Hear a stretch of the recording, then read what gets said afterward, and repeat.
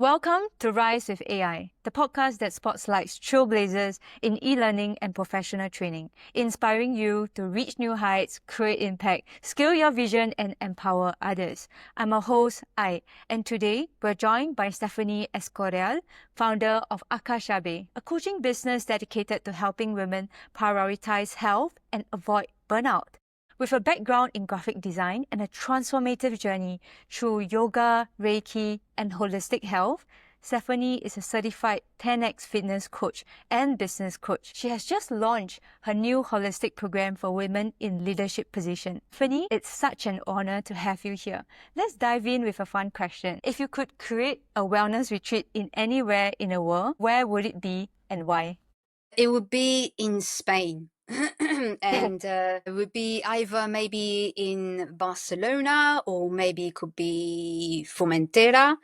But it would definitely be something in Spain, or it could be somewhere in Mauritius. So basically following my ancestors basically. So the Spanish side or the Mauritian side, or maybe the south of France. So there's another part in terms of my ancestral lineage, south of France as well. Three beautiful destinations that I would actually pick in terms of the wellness retreats. That is so cool, and it seems like you have a really very interesting mix of ancestor history and also a lineage. I would love to know. Also, you mentioned that you have been through different wellness journey, like trying out yoga, Reiki, and things like that. What was actually the transition point that sparked your journey into helping women to avoid burnout? So my journey began in 2015, if you like, when I burnt myself out. And with this journey, like a decade forward, if you like, this is the year where I really felt connected to my soul's purpose and my soul's purpose. And it's something I have been sort of resisting, in terms of like just focusing and nurturing on women only, because I wanted to cater and serve, men and women. However, it felt that my soul's mission was actually just to, for now, actually nurture the women entrepreneurs. So this year, as I'm certifying as a business coach, I'm co-facilitating masterminds since January, since January early on this year with a company called She Heals the World. So I monthly, on a month-to-month basis, I could facilitate in terms of leading masterminds. So with that, I've been supporting and nurturing women entrepreneurs. And these women entrepreneurs are there to, wanting to change the world, heal the world, if you like, in terms of health and wellness, empowerment, and so forth.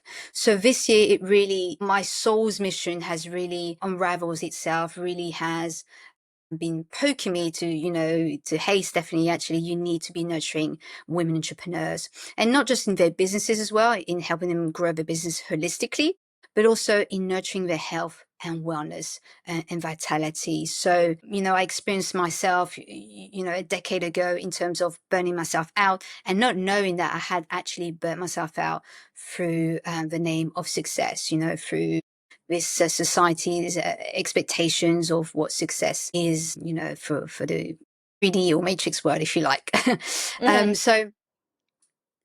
So I realized that, and for many years, really, the number one thing to nurture is your health and wellness and vitality. And the reason being is basically you're nurturing your life force energy. And without the life force energy, without your chi, without that, you cannot be an effective, optimal leader in your business, in life. You cannot have that self-leadership, if you like, in life, in your career or business. So nurturing, replenishing the life force energy, for me personally, is the number one thing to prioritize on a day-to-day basis. And with that, can you succeed in terms of your business, your career, your relationships, lives, and so forth. So if we take a step back, what do you think is the root causes of burnout, and how do you ultimately find fulfillment beyond just external success and achievements? So if we go to the root, and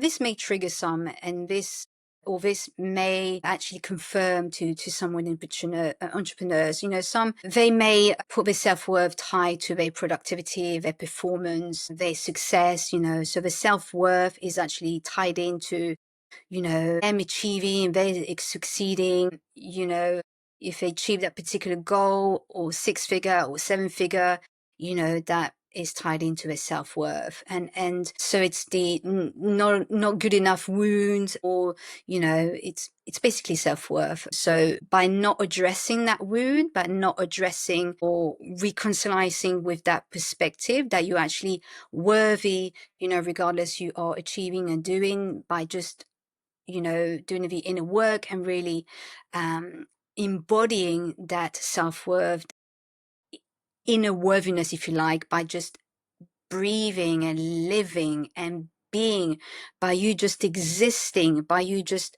being alive, you are enough, you are worthy, there's no need to perform, there's no need for you to excel, to achieve to a point that you are burning yourself out, to a point where you have little time for yourself, for your relationships, that you are on a constant hamster wheel.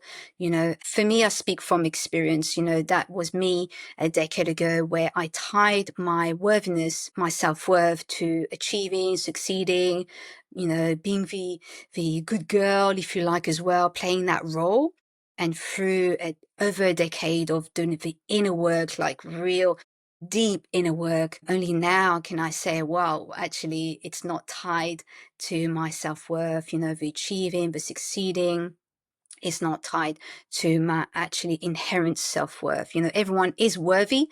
As long as you're alive, we are all worthy. Everyone is worthy. Everyone is enough. Just by being alive.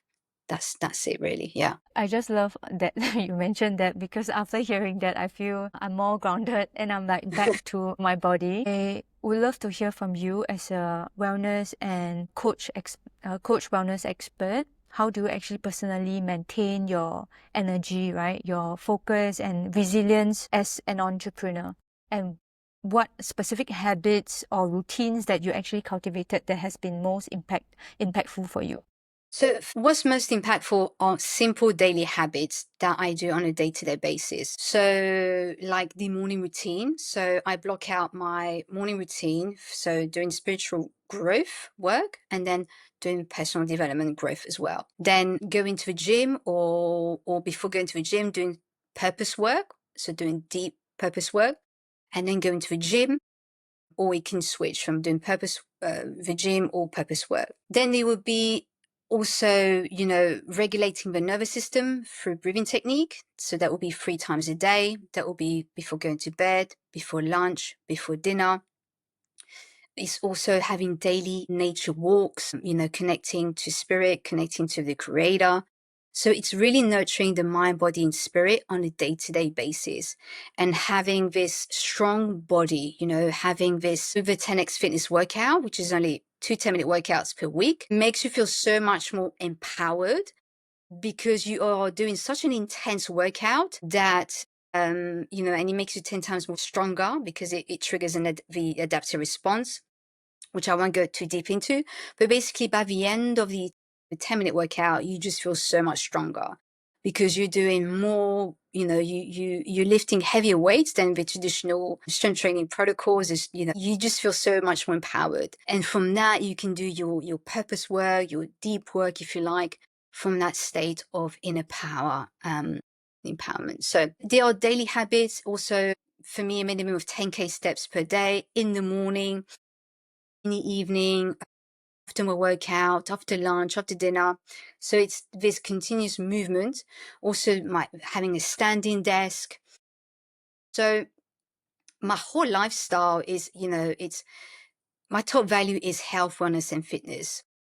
So this is my top value. And then all the habits follow suit, if you like. My behaviors and rituals, they follow suit to that most prominent value, if you like. So it's a lifestyle. It's something that I really enjoy. In the beginning, it was hard work, because it wasn't within my identity. It wasn't within, it was just, it wasn't who I was. By showing up, doing the consistent work, 4 years in, if you like, I've had this sustainable, consistent practice where there's no yo-yo effect, no yo-yo diet. I worked out, I went to the gym since the age of 16, but from the age of 16 to 40, there was this yo-yo effect, going back and forth to the reaching a goal and then reverting back to the old identity. So the way I learned that is through shifting the identity, but shifting it from the inside out through NLP tools, through hypnosis, and by consistently showing up in terms of action steps. So the actions are the one of my mentors said that action is the highest form of prayer. By doing the actions, you are actually integrating that new identity.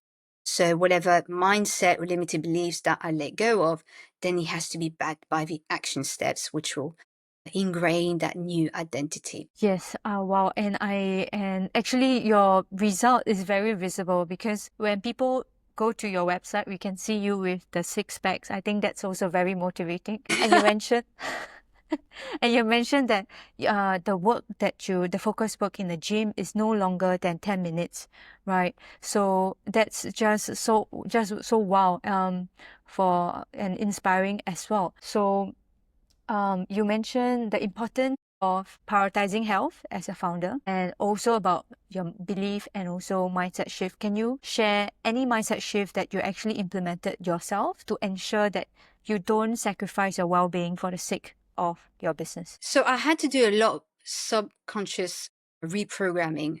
So I became a certified hypnotherapist. So I was trained by Paul McKenna, and he's one of my heroes. And basically I retrained my subconscious programming through hypnosis, through NLP tools, through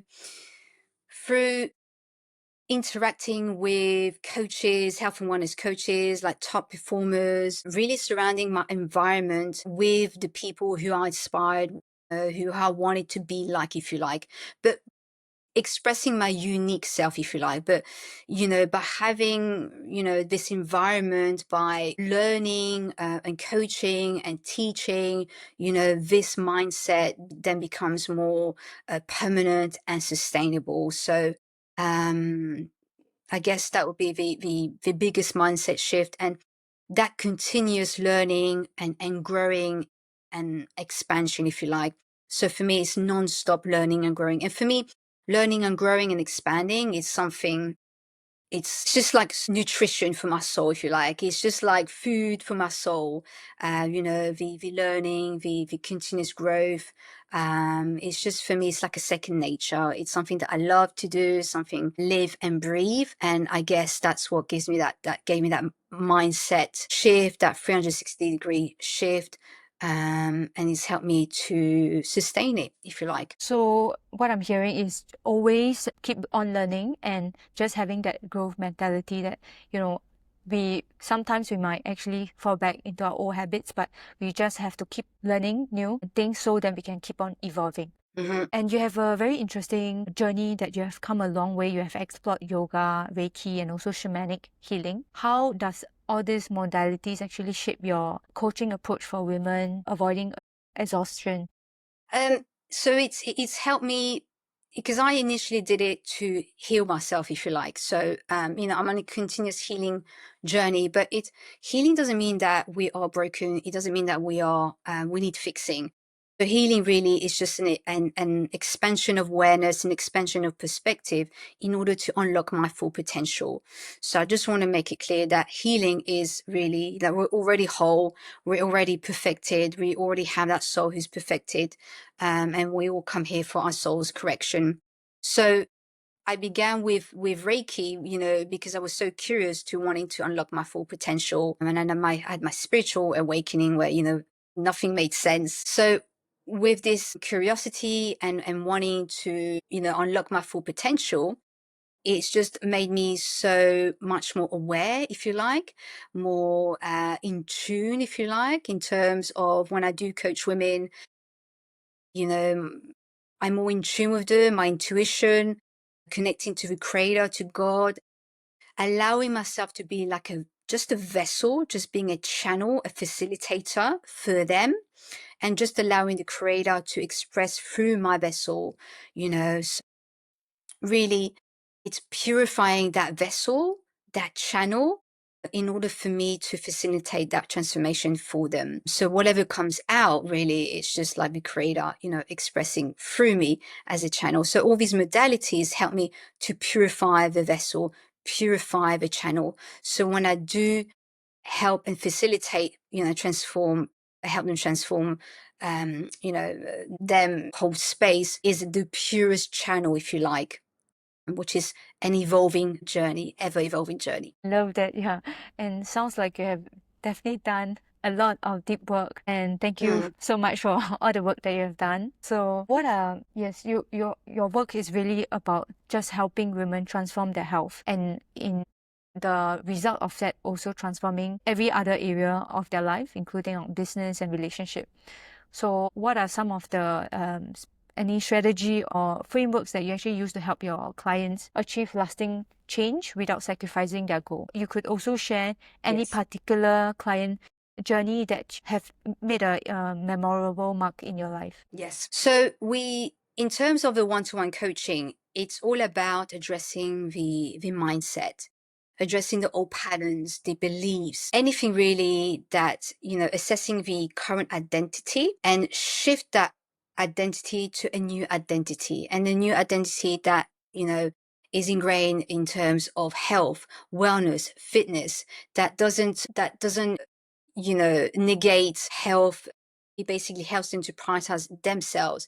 That prioritizing themselves is actually a good thing, and not abandoning themselves, actually nurturing themselves, loving themselves, giving them that self respect, you know, insourcing self worth.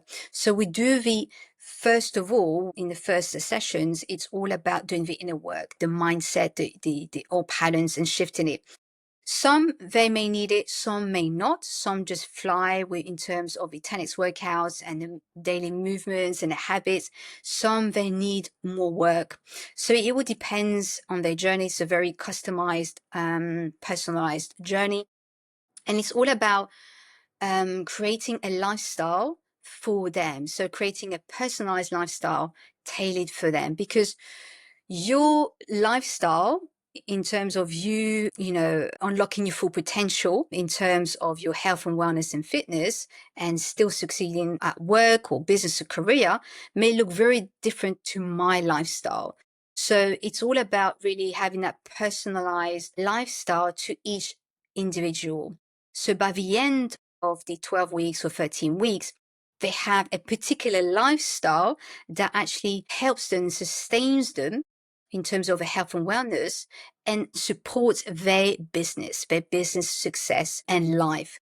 So it's basically a lifestyle that supports them. It's a very tailored lifestyle that supports them.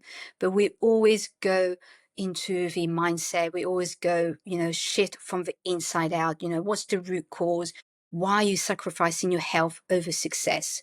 Why is that? So we look into that and shift it from the inside out. And then we create that beautiful lifestyle tailored to their needs, to whatever they want, that supports, you know, whatever they are wanting to prioritize in their life. Beautiful, beautiful. And I would love to touch on your experience as a founder. What has been some of the unexpected lessons that you have faced while scaling Akashabe?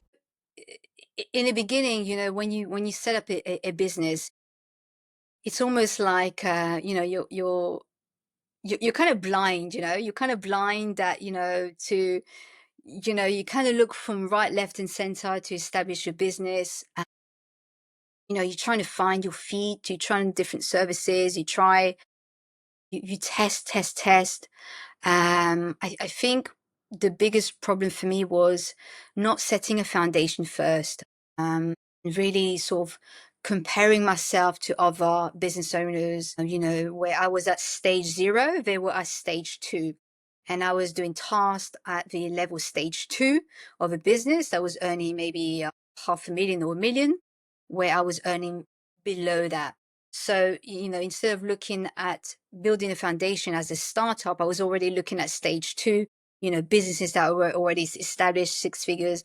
And I was trying to do things at the stage 2 level rather than the stage 0. So it's something I would like to impart with all business owners, like, set your foundation, the business is like a home, you need to set the foundation first. So really, stage 0, get your house in order, get your, just setting the foundation. And then from there, then you can set up systems. So in terms of coaching, for me, it's all about, having the one-to-ones clients, and from there building from group, and then at one point then it will be scaling from group to like membership or online programs, if you like. So it's all about, taking one thing at a time in terms of the business model, and not to overwhelm myself. I think I overwhelm myself with different business models, and I was trying to do everything. And because as a startup, you do, but then when you scale, you have all these, you have all the roles. You are sales, you are marketing, you are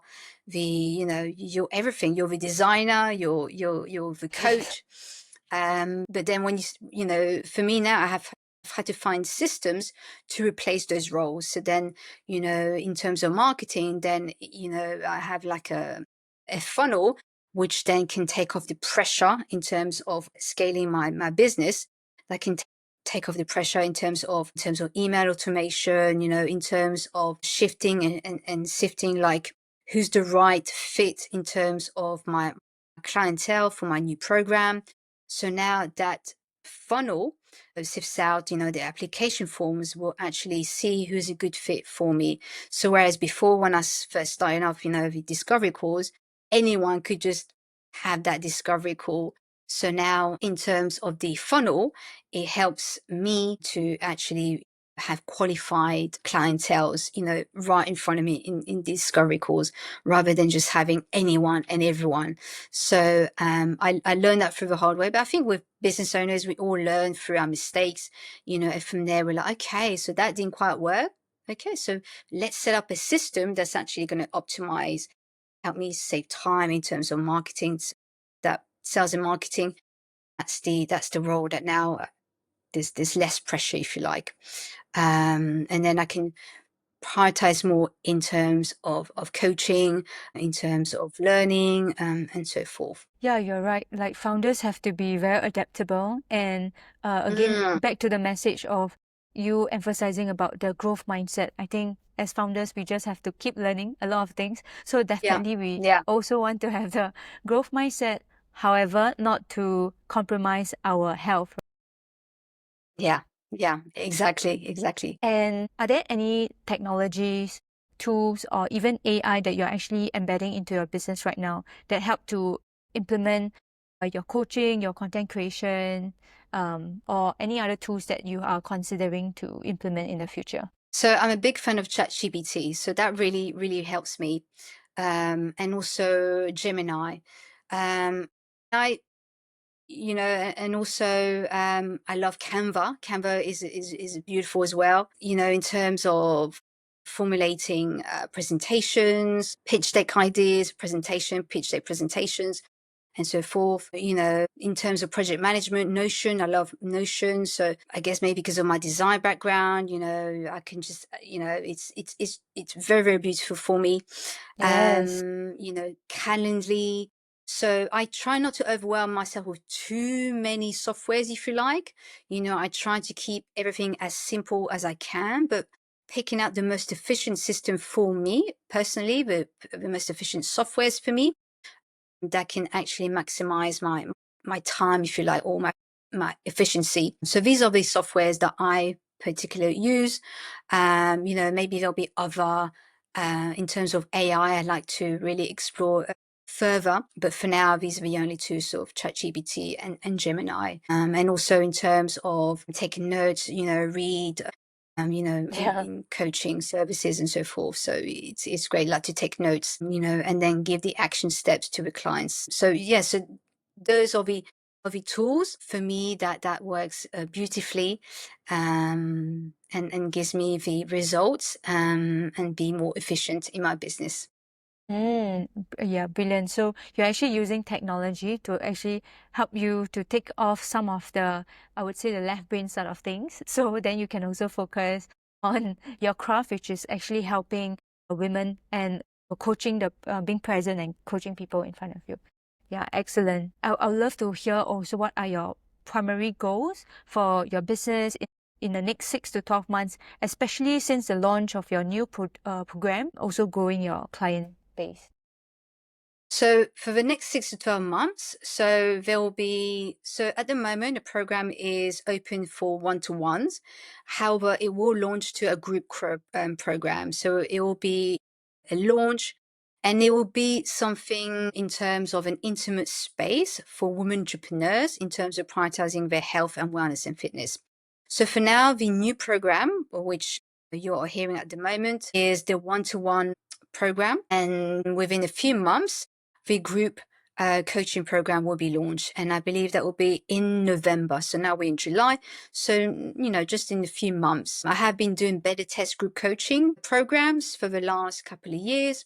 So it's not something new. So I've been refining it, but I do believe that now it's time in November to scale, if you like, or to move to the next business model, if you like, in terms of helping more women in within the 12 or 13 week program. What's one exciting message that you want to bring across about your program? I want to say one word, like empowerment, strong. Well, I'm going to say a few words actually. Empowerment, feeling strong in your body, gaining back that control, claiming back yourself, having all your energy back in your body, feeling safe in your body, and it's not about, having all your energy exerted to work, to success, to other people.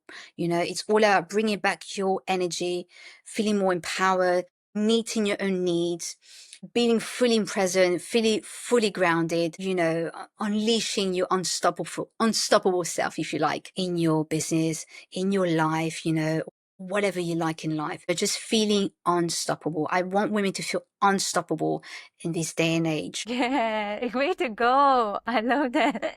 Yeah, all the words, I love it. Yeah. Your belief system is just full of power pack words and empowering words. So I'm already fired up just listening to you. All right. Awesome. I love that. So I actually prepared a few rapid questions for you. And Stephanie, Okay. just come up with the first answer that came into your mind, all right? Okay. It's an easy one, all right? So if you could give one piece of advice to someone on the verge of burnout, what would it be? I'd say pause, stop, take a breather, like maybe a week, 15 days, go away, go on a holiday, stop, and just take a breather and then see it from a different perspective. Talk to people, talk to your friends, but you need to get yourself out of this bubble of burnouts. Like you need to take a step back. That's what I would say. Take a step back. If someone were to have their spiritual awakening, what is one country that you would recommend them to go? I'd say that's where Lovely. I first went. I went to India. That's the motherland of spirituality and elevating your consciousness. My personal belief. And last rapid question, what is the one belief that you suggest all women should get rid of or Not good embrace? enough. Not good enough. That needs to go. Like for the whole collective, really. Yeah, that needs to go. Amazing. Wow, I am learning so much today. Stephanie, really thank you so much for being with me today. And how can people actually find you online? Sure. So they can actually find me on Instagram. So I have my link tree. They can also find me on my website, akashabe.com. So www.akashabe.com, AKASHABE.com, or they can find me on LinkedIn, but I'm mostly on Instagram. And then you'll find the link tree. Yes, and all the links will be provided in the description below. So if you want to connect with Stephanie, go click on the links on the description. And so that's all for today's episode of Rise with AI. A huge thank you to Stéphanie Escorial for sharing her inspiring journey and insights on prioritizing health in entrepreneurship.